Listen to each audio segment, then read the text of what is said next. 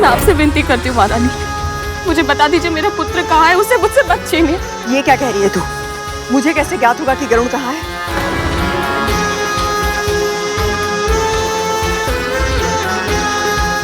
उठ जा, उठ। अब बता क्या हुआ है? चारों ओर देख लिया, कोना कोना छान लिया, किंतु गरुड़ कहीं नहीं है। यहीं कहीं गया होगा, आ जाएगा वो। कहीं भी हो, मेरी पुकार सुनते ही क्षण भर में लौट आता है वो, किंतु आज उसे पुकारते पुकारते मेरा कंठ बैठ गया, मेरा पुत्र नहीं आया। मुझे डर लग रहा है महारानी, कहीं वो किसी ऐसे स्थान पर तो नहीं चला गया जहाँ उसे अपनी माँ की पुकार सुनाई ना दे रही हो। ऐसा कौन सा स्थान हो सकता है?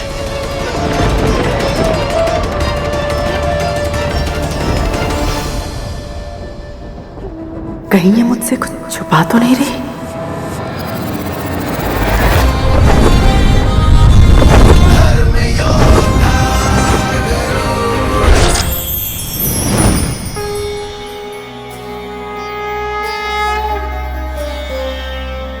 आपके दर्शन करके मैं धन्य हुआ। मेरा प्रणाम स्वीकार कीजिए चंद्रदेव। तुम असंभव को संभव बनाना चाहते हो गरुड़, किंतु जिस कारण से तुमने इतनी कठिन यात्रा करने की ठानी है वो अत्यंत पवित्र है, इसलिए मैं तुम्हें आशीर्वाद देता हूँ। विजय भव। धन्यवाद चंद्रदेव।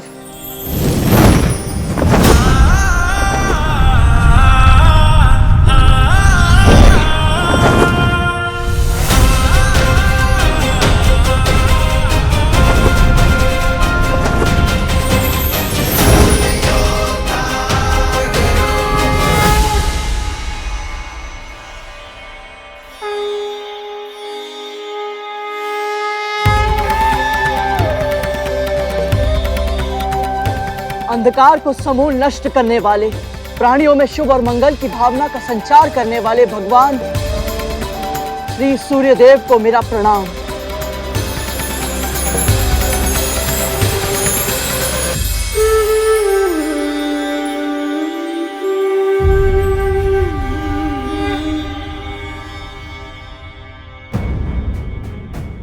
ये तो गरुड़ है, मेरा छोटा भाई।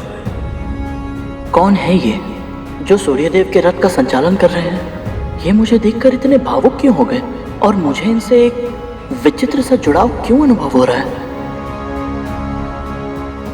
लगता है तुम्हारा उचित स्थान यहाँ नहीं, कहीं और है। क्षमा करें सूर्यदेव, किंतु मैंने प्रण लिया है कि जब तक मैं वो कारण पता नहीं लगा लेता जिसके लिए मेरी माँ को अपना जीवन दासी बनकर व्यतीत करना पड़ रहा है, मैं उन्हें अपना मुख नहीं दिखाऊंगा। पुत्र हो तो ऐसा।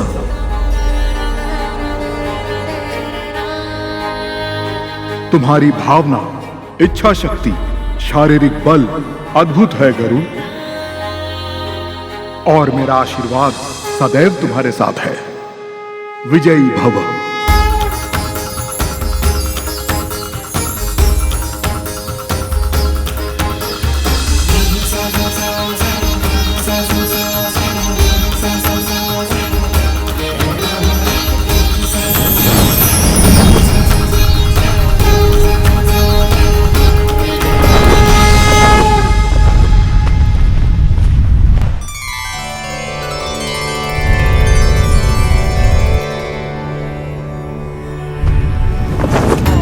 स्वर्ग इतना सुंदर स्थान है पुत्र, कोई एक बार वहां चला जाए तो फिर कभी वहां से बाहर आना ही नहीं चाहता।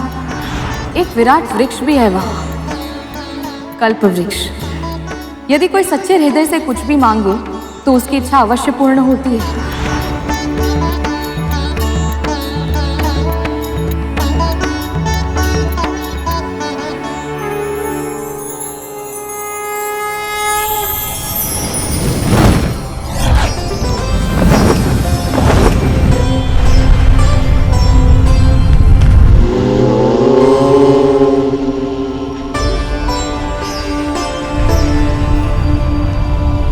भूलोक के ऊपर तीसरा लोक है महरलोक। श्वेत धवल हिम से ढके जाने कितने ही विशाल पर्वत हैं वहाँ, जिनकी घाटियों और कंदराओं में अनेक ऋषि मुनि और योगी सैकड़ों वर्षों से गहन तपस्या में मग्न हैं।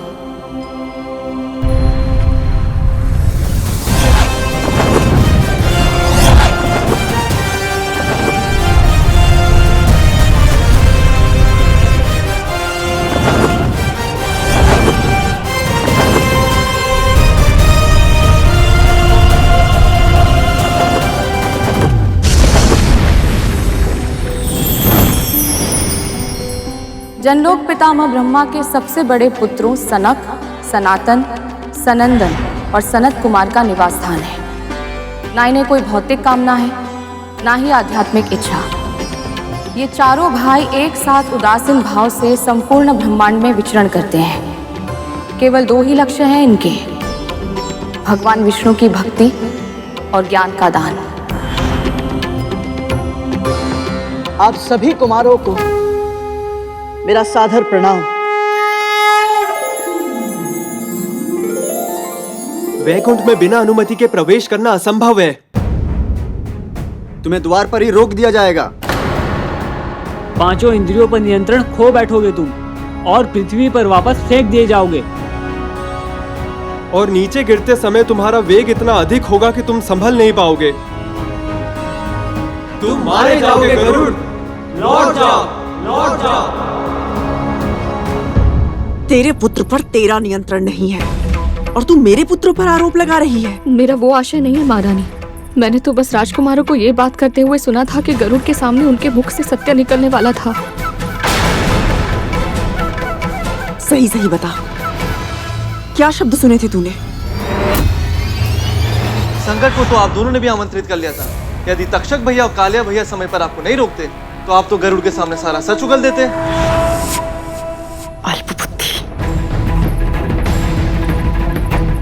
गरुड़ को हमारी शर्त के बारे में नहीं पता था, इसलिए मेरा मन कहता है वो कहाँ हो सकता है ये जानने के लिए हमें आपके पुत्रों से बात करनी ही होगी। अगर अपना भला चाहती है तो प्रार्थना कर कि गरुड़ को कुछ ना पता चला हो, वो किसी सामान्य कार्य से गया हो और शीघ्र ही लौट आए।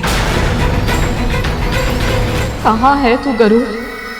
मेरे मन में ऐसे विचित्र प्रश्न क्यों उठ रहे हैं कि कहीं तेरे प्राण संकट में तो नहीं? तुम मारे जाओगे गरुड़। अपना कर्म करते समय यदि भाग्य मुझे मृत्यु की ओर ढकेल दे, वैसे मृत्यु भी मुझे सहर्ष स्वीकार है ऋषिवर। और वैसे भी यदि मैं अपनी मां को दास्ता की बेड़ियों से मुक्त नहीं करा पाया तो मेरे जीवन का क्या ही लाभ। तुम्हारी मातृभक्ति अद्भुत है गरुड़। हम तुम्हें आशीर्वाद देते हैं गरुड़। विजयी भव, विजयी भव।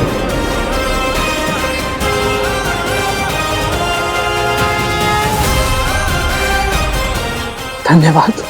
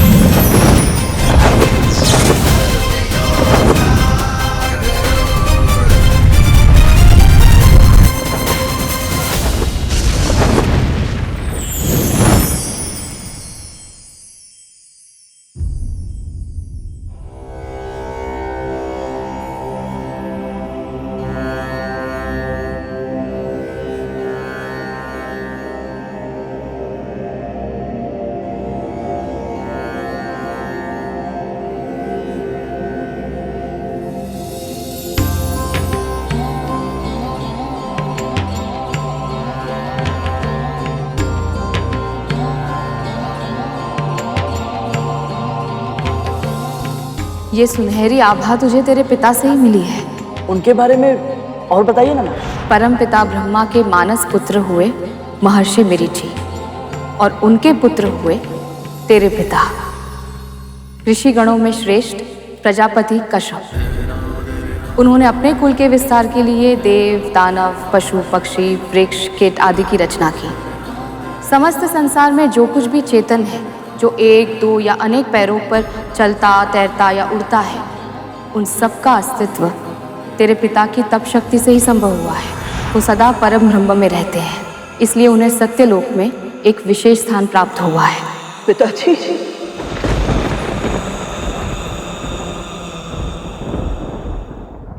अथाह लाड़ किया मैंने, त्रुटियों को अनदेखा किया और अपराधों को क्षमा किया है, किंतु इसका अर्थ ये नहीं कि तुम सब अपनी सीमा लांघो।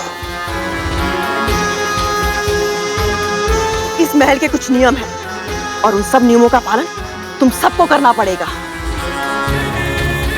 क्योंकि कुछ रहस्य ऐसे होते हैं जिन्हें सदैव चुप्पी की चट्टानों के नीचे दबाए रखना चाहिए, क्योंकि जब उन्हें बाहर आने का अवसर मिलता है तो वो रहस्य अकेले बाहर नहीं लाते, तो अपने साथ लाते हैं सर्वनाश।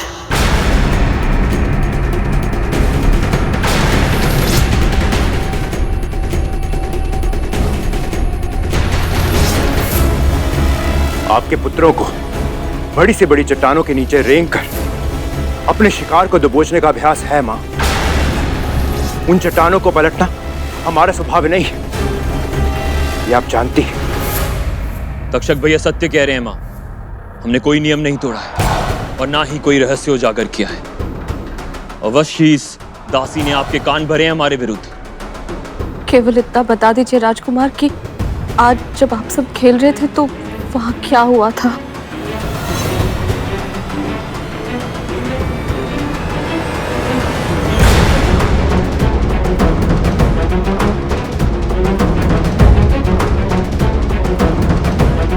मैं बताता हूं मां।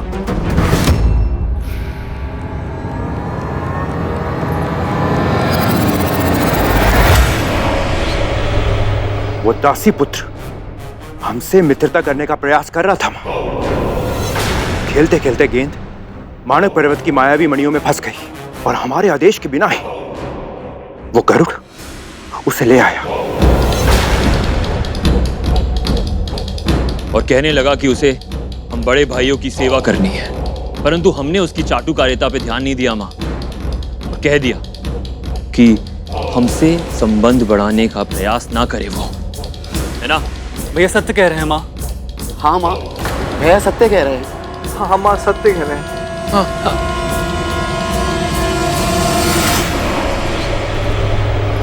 ठीक से स्मरण करो, इसके अतिरिक्त कोई और बात तो नहीं हुई थी ना? नहीं माँ, नहीं माँ, नहीं माँ, नहीं। सुन लिया?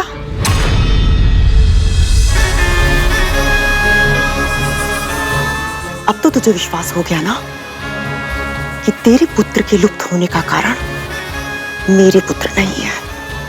यदि तक्षक भैया और कालिया भैया समय पर आपको नहीं रोकते तो आप तो गरुड़ के सामने सारा सच उगल देते। माँ, वैकुंठ है कहाँ? कितनी दूर है? और वहाँ कैसे जा सकते हैं माँ? मैंने सुना था राजकुमार गरुड़ को कोई सत्य बताने वाले थे। सत्य क्या था? क्या उसका संबंध वैकुंठ से है? पुत्र गरुड़, ये क्या कर रहे हो? अपने उद्देश्य को भूलकर तुम यहाँ क्यों रुक गए? एक बार किसी कार्य को करने का निश्चय कर लो तो फिर मन को भटकने नहीं देना चाहिए। जाओ और अपने लक्ष्य को पूरा करो।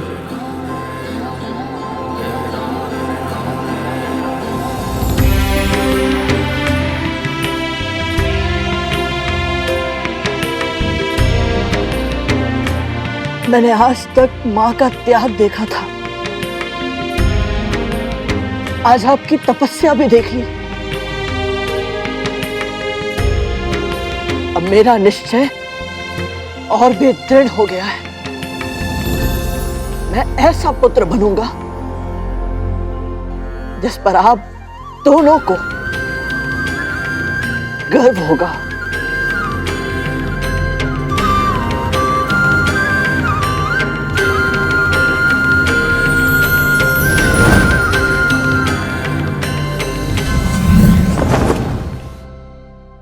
मौन मत रहो तक तू धूमल, सत्य बताओ।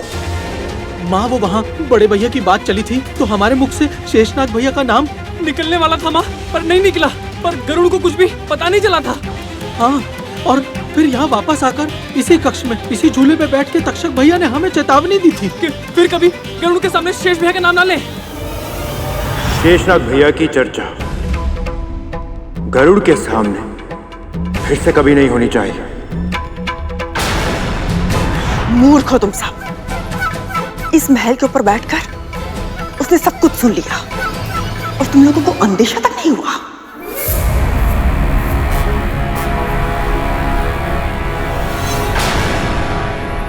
अति सदैव बुरी होती है विंता। आज तेरे पुत्र ने अति की बुद्धि लगाई है और अब वो अति का साहस दिखाने का प्रयास कर रहा है।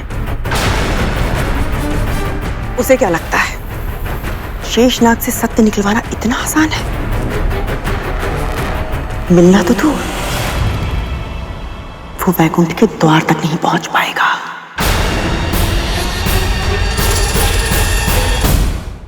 सूर्य का ताप उसके पंख जला देगा। अंतरिक्ष की शीत उसकी धमनियों में चल रहे रक्त को जमाकर हिम में बदल देगी। अनंत ब्रह्मांड की यात्रा का संघर्ष उसके तन को ही नहीं, उसकी आत्मा को भी थका देगा और वो शीघ्र ही टूटकर इस पृथ्वी पर आ गिरेगा। इतने वर्षों तक तूने अपने पुत्र के जन्म लेने की प्रतीक्षा की है, किंतु अब उसकी मृत्यु की प्रतीक्षा कर।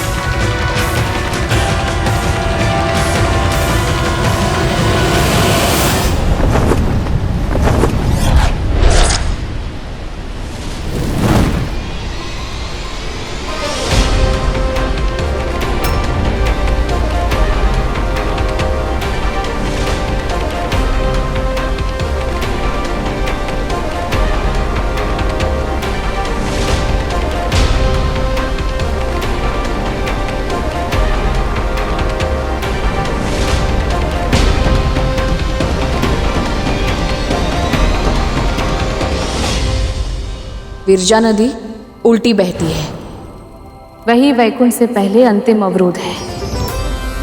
सामान्य प्राणी उस विराट नदी को पार नहीं कर सकते। केवल वही महान आत्माएं इस कार्य में सफल होती हैं जिन पर भगवान विष्णु का आशीर्वाद होता है।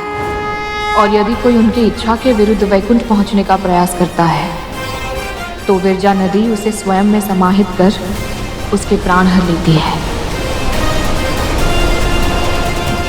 परिणाम चाहे जो भी हो, किंतु मैं अपने प्रश्नों के उत्तर लिए बिना नहीं जाऊंगा।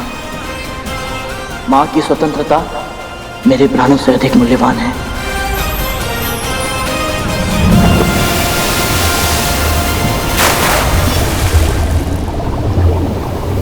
गरुड़,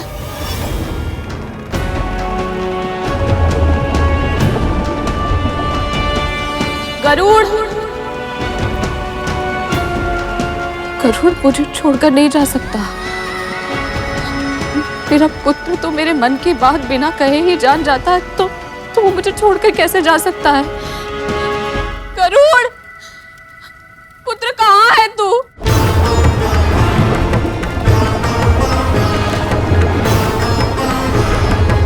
गरुड़, कहाँ है तू? दिन रात मैं एक ही पहली गाल खोजती थी कि उसे अपने नियंत्रण में कैसे करूं, किंतु अब उसकी आवश्यकता ही नहीं है। यदि सच में गरुड़ वैकुंठ के रास्ते पर गया है तो समझो वो कांटा मेरे मार्ग से सदैव सदैव के लिए हट गया है।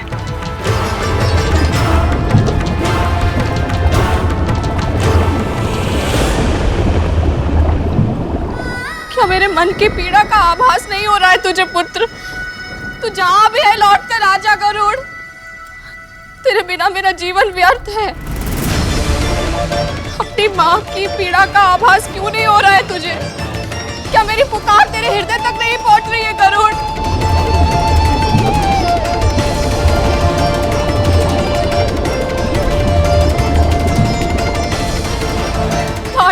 आजा गरुड़, लौट कर आजा।